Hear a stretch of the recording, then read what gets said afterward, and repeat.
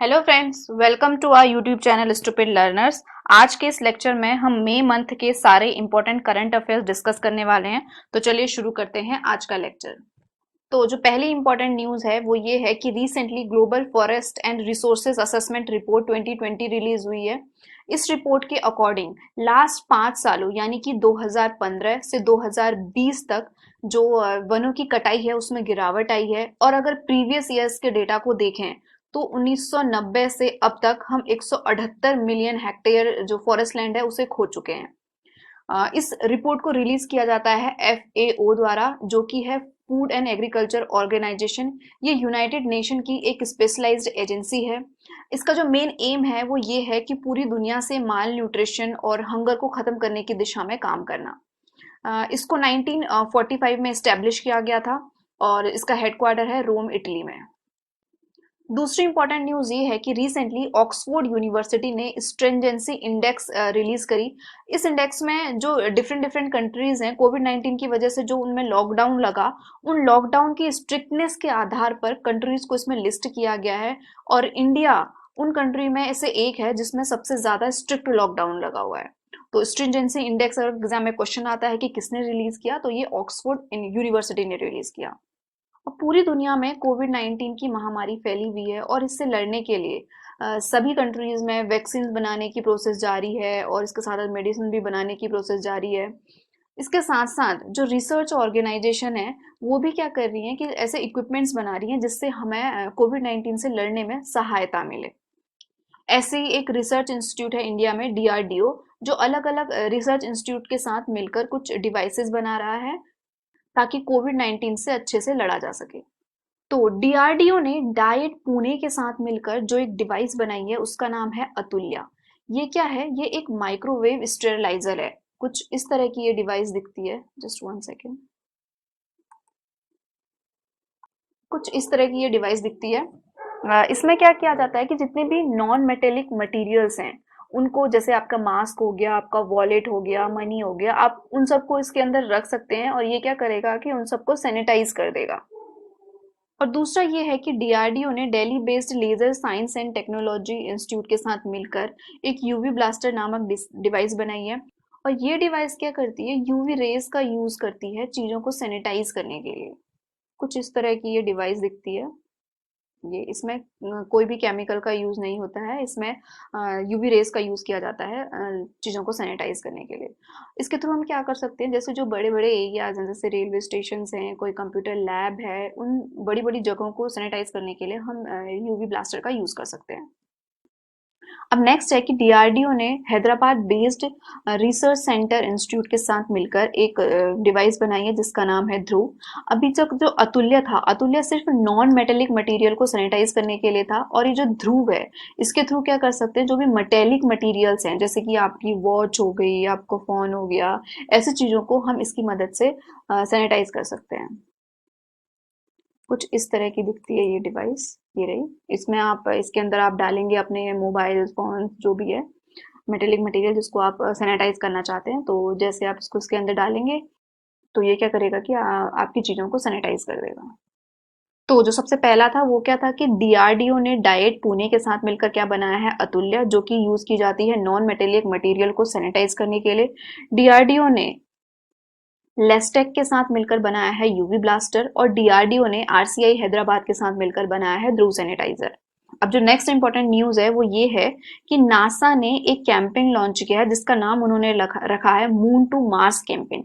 इस कैंपेन के थ्रू क्या करेंगे कि जो नासा के एस्ट्रोनॉट्स हैं उनको भेजा जाएगा मून पर, और ये कोशिश की जाएगी वो मून पर जितना ज्यादा हो सके वो रह सके, ताकि ये जो मिशन है वो इवेंचुअली उन्हें हेल्प कर सके मार्स पे ह्यूमन मिशन भेजने में।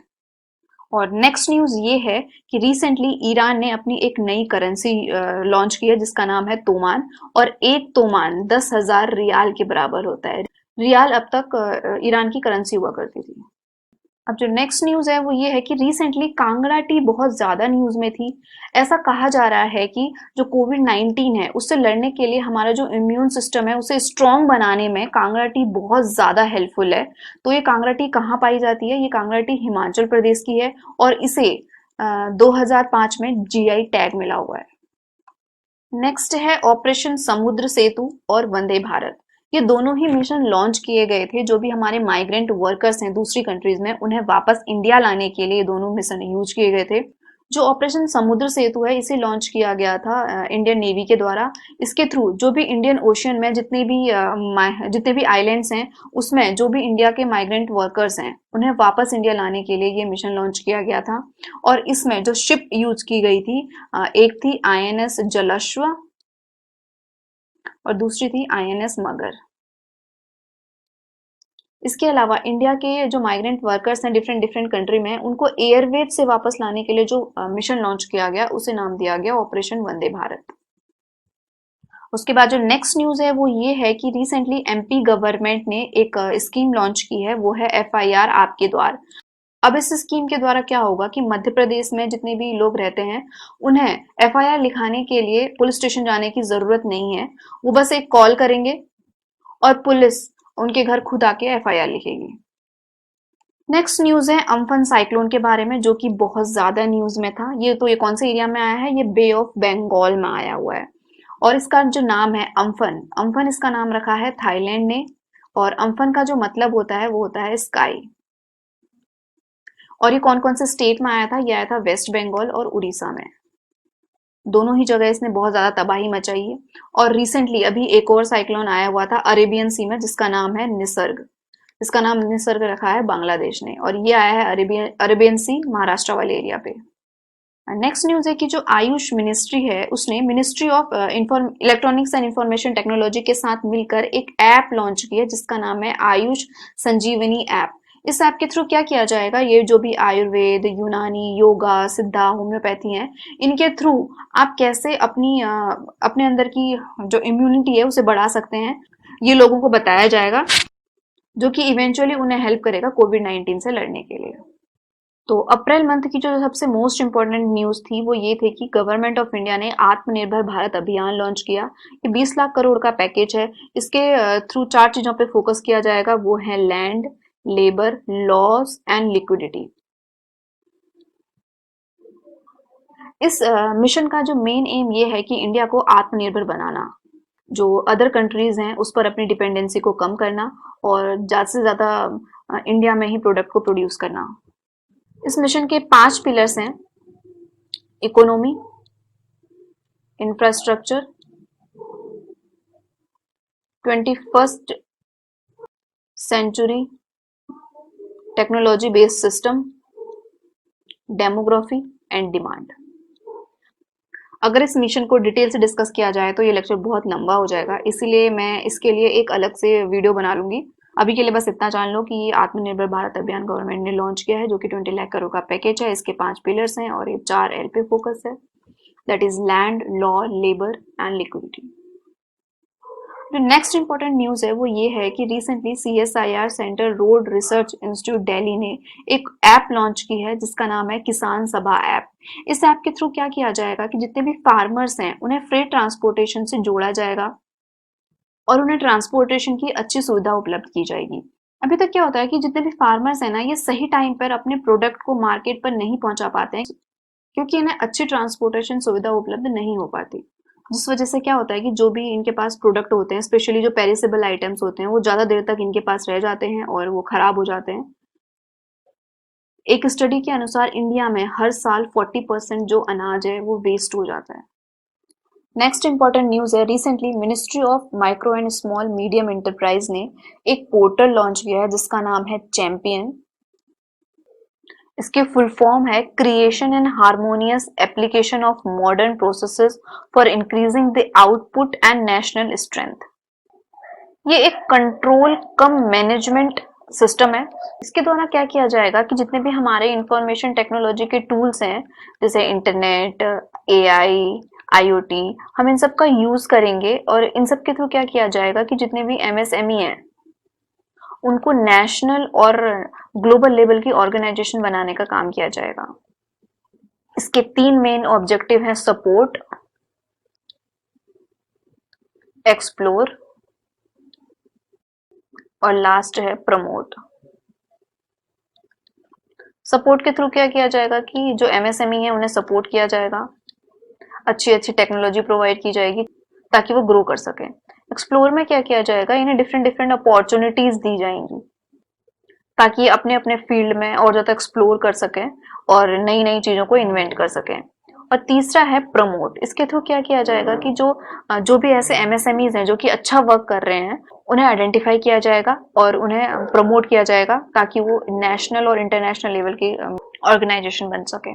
नेक्स्ट इंपॉर्टेंट न्यूज है, recently ministry of human resource and development that is MHRD, इसने एक ऐप लॉन्च की है, वो है नेशनल टेस्ट अभ्यास ऐप। इस ऐप के थ्रू क्या किया जाएगा कि जितने भी बच्चे आईआईटी जेई और नीट की प्रिपरेशन कर रहे हैं उनके लिए फ्री में मॉक टेस्ट डाले जाएंगे ताकि वो अपने एग्जाम की प्रिपरेशन और अच्छे से कर सकें और एग्जाम में अच्छी रैंक ला सकें। नेक्स्ट न्यूज है, रिसेंटली हैंको बहुत ज्यादा न्यूज में था। तो ये हैंको क्या है? हैंको एक जापानीज स्टैम्प है। एक्चुअली क्या होता है कि जापान में जितने भी स्टेट के वर्क होते हैं, ऑफिशियल वर्क होता है, उसमें इस स्टैम्प को लगाना जरूरी होता है। इस स्टैम्प के बिना वहां पर कोई भी ऑफिशियल वर्क कंप्लीट नहीं होता है। बट अभी क्या हुआ है, कोविड-19 की वजह से सभी जगह लॉकडाउन लगा हुआ है, जिस वजह से इस स्टैम्प को लगाना पॉसिबल नहीं हो पा रहा था और जिस वजह से वहां पे जो ऑफिशियल वर्क है वो बहुत ज्यादा रुक गए थे। इसीलिए लोगों की डिमांड ये थी कि ये जो हैंको स्टैम्प है इसे और किसी टेक्नोलॉजी से रिप्लेस किया जाए ताकि जो ऑफिशियल वर्क है वो रुके ना और लोग घर बैठे भी काम कर सकें। रिसेंटली एमपी गवर्नमेंट ने एक चरण पादुका इनिशिएटिव लॉन्च किया माइग्रेंट वर्कर्स के लिए। एक्चुअली क्या हुआ, लॉकडाउन के टाइम पे ये देखा गया कि जो माइग्रेंट वर्कर हैं उनके लिए घर जाने के लिए कोई भी पब्लिक ट्रांसपोर्ट की सुविधा उपलब्ध नहीं थी, जिस वजह से वो पैदल ही अपने घर जा रहे थे। तो मध्य प्रदेश की गवर्नमेंट ने क्या किया कि चरण पादुका इनिशिएटिव लॉन्च किया, जिसके थ्रू जो भी मध्य प्रदेश से होकर माइग्रेंट वर्कर जा रहा था उन्हें चप्पल प्रोवाइड की गई ताकि उनका जो सफर है उसको थोड़ा बहुत आसान बनाया जा सके। वैसे जब सोनू सूद अकेला इतने सारे माइग्रेंट वर्कर्स को उनके घर भेज सकता है तो गवर्नमेंट तो बहुत कुछ कर सकती थी। बट फिर भी चलो, कुछ इनिशिएटिव तो मध्य प्रदेश की गवर्नमेंट ने लिया तो हम ज्यादा क्रिटिसाइज नहीं करें। नेक्स्ट इंपॉर्टेंट न्यूज है पुलिट्जर प्राइज के बारे में। रिसेंटली पुलिट्जर प्राइज 2020 डिक्लेयर किया गया। ये प्राइज उन लोगों को दिया जाता है जो कि जर्नलिज्म के फील्ड में, न्यूज़पेपर के फील्ड में, फोटोग्राफी के फील्ड में, म्यूजिक कंपोजिशन के फील्ड में या लिटरेचर के फील्ड में कोई एक्स्ट्रा ऑर्डिनरी अचीवमेंट हासिल करते हैं। टोटल 21 कैटेगरीज में इस अवार्ड को दिया जाता है। इस साल इंडिया के 3 जर्नलिस्ट चन्नी आनंद, मुख्तर खान और दार यासिन को ये अवार्ड दिया गया। नेक्स्ट इंपॉर्टेंट न्यूज है आयु रक्षा प्रोग्राम के बारे में, जिसे लॉन्च किया है all India institute of Ayurveda and Delhi police ने। इस प्रोग्राम के थ्रू क्या किया जाएगा कि जितने भी दिल्ली पर्सनल्स हैं उन्हें आयुर्वेदिक मेडिसिन प्रोवाइड की जाएंगी ताकि वो कोविड-19 से लड़ सके। इसके अलावा recently department of science and technology ने एक प्रोग्राम लॉन्च किया है जिसका नाम है यस, जिसकी फुल फॉर्म है year of awareness on science and health. इसके थ्रू क्या किया जाएगा, जो पब्लिक इंगेजमेंट है कोविड-19 से लड़ने के लिए उसे बढ़ाया जाएगा और लोगों में अवेयरनेस बढ़ाई जाएगी ताकि वो कोविड-19 से अच्छे से लड़ सके। रिसेंटली मिनिस्ट्री ऑफ जल शक्ति ने एक इवेंट लॉन्च किया जिसका नाम था आइडियाथॉन। इस आइडियाथॉन का मेन फोकस था फ्यूचर ऑफ रिवर मैनेजमेंट। कोविड-19 की वजह से हमारे जो रिवर मैनेजमेंट है उसमें क्या क्या चेंजेस लाने चाहिए और फ्यूचर में रिवर मैनेजमेंट का सिस्टम कैसा होगा, इस सबको इसमें डिस्कस किया गया था। इसके अलावा मिनिस्ट्री ऑफ कोल ने एक प्रोजेक्ट मॉनिटरिंग यूनिट लॉन्च की है। इसके थ्रू क्या किया जाएगा कि जो कोल फॉर्मेशन की प्रोसेस है ना उसे स्पीड अप किया जाएगा। अभी तक क्या होता है कि जो कोल माइनिंग होती है उसमें सबसे पहले तो बिडिंग होती है माइनर्स के लिए, फिर उसके बाद जो एक्चुअल माइनिंग होती है उससे पहले बहुत ज्यादा पेपर वर्क होता है। तो इन्हीं सब को स्पीड अप करने के लिए, ताकि जो माइनिंग की प्रोसेस है वो जल्दी से जल्दी कंप्लीट की जा सके, इन्हीं सब के लिए प्रोजेक्ट मॉनिटरिंग यूनिट बनाई गई है। नेक्स्ट इंपॉर्टेंट न्यूज है ई को सेंस के बारे में। ई को सेंस एक पोर्टेबल डिवाइस है जिसके थ्रू आप कोविड-19 का टेस्ट कर सकते हैं। इसको लॉन्च किया है national institute of animal biotechnology Hyderabad ने। अभी तक क्या हो रहा है कि हम कोविड-19 को टेस्ट करने के लिए आरटी-पीसीआर टेस्ट को यूज कर रहे थे। ये जो टेस्ट है ना, ये हालांकि रिलायबल तो है बट ये बहुत ही टाइम टेकिंग टेस्ट है। इसमें 3-4 दिन का टाइम लग जाता है ये पता लगाने में कि हाँ, जो सैंपल हमने लिया है, जो टेस्ट हमने किया है उसमें कोरोना वायरस है या नहीं। तो इसी प्रोसेस को कम करने के लिए ये जो इको सेंस है उसे लॉन्च किया गया। ये एक पोर्टेबल डिवाइस है इसमें क्या किया जाता है कि आपके सलाइवा को इस डिवाइस में डाला जाता है और विद इन 30 सेकेंड ये पता चल जाता है कि आपकी बॉडी में कोरोना वायरस है या नहीं है। नेक्स्ट इंपॉर्टेंट न्यूज है स्टाइरिन गैस लीकेज के बारे में, जो कि वाइजैक विशाखापट्टनम में हुआ था। और ये कौन से प्लांट में हुआ था? ये एलजी पॉलीमर्स केमिकल प्लांट में हुआ था। इससे पहले इंडिया में जो सबसे भयंकर गैस लीकेज हुआ था वो हुआ था 1984 में, जो कि हुआ था भोपाल में। और वहां पर जो गैस लीक हुई थी वो हुई थी मेथिल आइसोसाइनेट। नेक्स्ट न्यूज है भारत मार्केट के बारे में, जिसे लॉन्च किया है CAIT, that is confederation all India traders ने। इसके थ्रू क्या किया जाएगा कि जितने भी हमारे रिटेलर्स हैं ना, उनको एक ई मार्केट से जोड़ा जाएगा, ताकि जो कस्टमर्स हैं वो घर से ही जितने भी अपना इसेंशियल आइटम्स हैं उन्हें ऑर्डर कर सकते हैं और उनको बाहर जाने की जरूरत नहीं पड़ेगी। उनके घर पर ही उनको सारे इसेंशियल आइटम प्रोवाइड किया जा सकेंगे। नेक्स्ट इंपॉर्टेंट न्यूज है कोबास 6800 के बारे में। ये फर्स्ट कोविड-19 टेस्टिंग मशीन है जो कि ऑटोमेटिक है। अभी तक क्या हो रहा है, जो हम कोविड-19 का टेस्ट करने के लिए RT-PCR टेस्ट यूज कर रहे हैं उसे ह्यूमन कंडक्ट कर रहे हैं, जिस वजह से क्या हो रहा है कि इन ह्यूमंस में वायरस के ट्रांसमिट होने का खतरा बना रहता है। तो इस चीज को दूर करने के लिए ये मशीन बनाई गई है। ये क्या है, फुली ऑटोमेटेड मशीन है, इसमें ह्यूमन की जरूरत नहीं है। इसमें बस आप सैंपल डालोगे, बाकी का प्रोसीजर ये खुद करेगी और ये बताएगी कि जो सैंपल आपने डाला है वो कोविड-19 पॉजिटिव है या नहीं है। नेक्स्ट इंपॉर्टेंट न्यूज है, रिसेंटली रसिया ने अपना फर्स्ट स्टेल्थ बॉम्बर लॉन्च किया है जिसका नाम है पकडा। ये पे स्टेल्थ बॉम्बर क्या होता है? स्टेल्थ बॉम्बर ना एक टाइप का एयरक्राफ्ट होता है जो कि लेजर रेज, इंफ्रारेड रेज के थ्रू डिटेक्ट नहीं किया जा सकता। अब चूंकि ये डिटेक्ट नहीं किया जा सकता तो बहुत आसानी से इसे दुश्मन के एरिया पे भेजा जा सकता है और अटैक किया जा सकता है। तो पकड़ा क्या है? ये एक स्टेल्थ बॉम्बर है। कौन सी कंट्री का है? रशिया का। नेक्स्ट इंपॉर्टेंट न्यूज है ग्लोबल एंजाइटी इंडेक्स के बारे में, जिसे लॉन्च किया है डियोलाइट ने। इसके अकॉर्डिंग जो दुनिया भर में कोविड-19 की वजह से एंजाइटी स्ट्रेस है वो इंडिया में सबसे ज्यादा है। वैसे जितने मैंने मीम्स देखे मुझे तो ये लगा नहीं, बट एक स्टडी के थ्रू ये सामने आया है तो हो सकता है इसमें सच्चाई हो। नेक्स्ट है कि रिसेंटली कर्नाटका गवर्नमेंट ने ये डिसाइड किया है कि वो अपने स्टेट में एक स्टेट हेल्थ रजिस्टर बनाएंगे, जो कि हेल्प करेगा उनको स्टेट में जो हेल्थ इंफ्रास्ट्रक्चर है उसे इम्प्रूव करने में।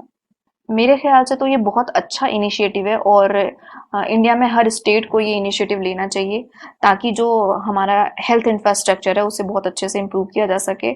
और जैसे कभी भी कोई महामारी आती है, जैसे कोविड-19 आई है अभी, तो इन सब से अच्छे से लड़ा जा सके।